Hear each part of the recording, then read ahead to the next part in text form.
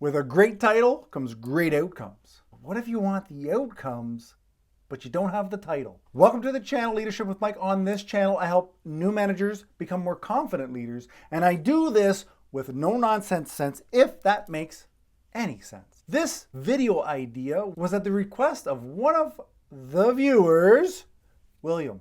And William's got this situation where, he's kind of got the responsibility to get things done, but he was never given the title. So the question really is, how do you lead without authority? That in itself is a common problem, and it's also a very big problem. Now, what we need to do is we need to understand this video is going to be very surface. I'm going to give you some ideas, some things to think about, but if you want to know more, you want to dive deep, sign up to potentially be one of the founding members of the No Nonsense Leadership Team. That's the membership I'm creating, and this is topics that we're going to deep dive in. Every month there's going to be a topic that is really at the heart and soul of management and leadership and building the foundation. So that's where we're going to dive. But right now you need answers, and you're like, Mike, I'm signed up. You're signed up, right? But I need something to take with me today. Calm down. That's where we're going. The first thing is, in order to lead people without authority, you need to want to talk to people. You need to ask questions. You need to know about your team. You need to share stuff. This is not going to be, I'm coming into work tomorrow and you better know I'm the boss, even though they didn't tell me I'm the boss and they didn't tell you I'm the boss.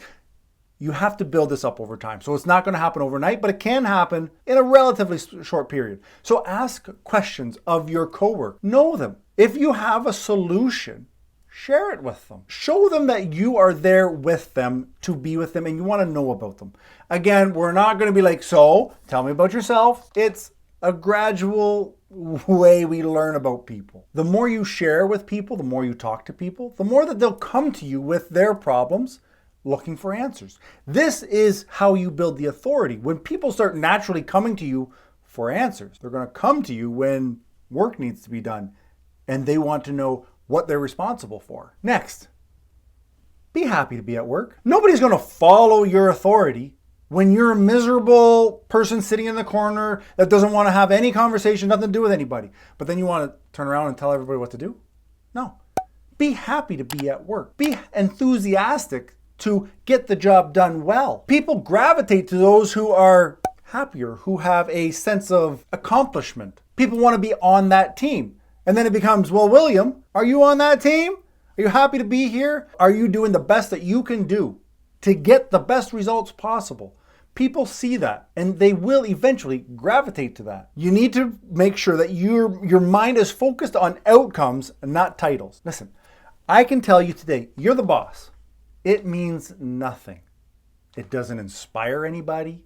It doesn't make anybody want to be led by you. They may be afraid of you, so they'll do what you ask. But when you focus on the outcomes and how you get to them, that's what gets people to follow you. So you can be the employee, but when you're focused on the right outcome, people will listen to you before they listen to the boss.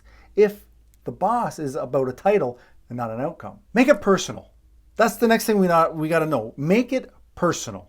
In the sense that, like I said before, asking questions, getting to know people. It's using emotional intelligence, picking up on cues, noticing when somebody comes in not quite right. Without being nosy, go over. Can you help them make it right? Is there something that you can do?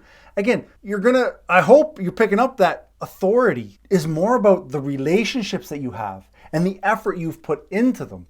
And that's how you get the outcome. Again, it's not because you feel that you're going to take lead and you're going to take control of the team. Not if you don't give a rat's ass what the team is, what they were going through, what they've accomplished yesterday. You have to make sure that you understand it's building the relationships.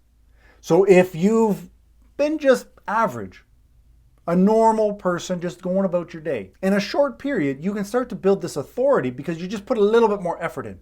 If you've been somebody who's just miserable sitting in the corner all day, every day, and then tomorrow you think you want to come in and let's motivate the team, you're done. You've got a lot of work ahead of you. So a lot of leading with authority is where you're starting at now and how much of a climb is it going to be to build the relationships? The final thing I want to share is that if you have, and I assume you do, a boss, a leader you look up to, how can you help your boss accomplish what they need? Because when you're on that team, eventually you will get the promotion, you'll get the title that will also emphasize how you've been focused on the outcome. Now it's easy because people can say, listen, William's always been focused on the outcome, and good for him, he's got the title, he got the promotion he was looking for.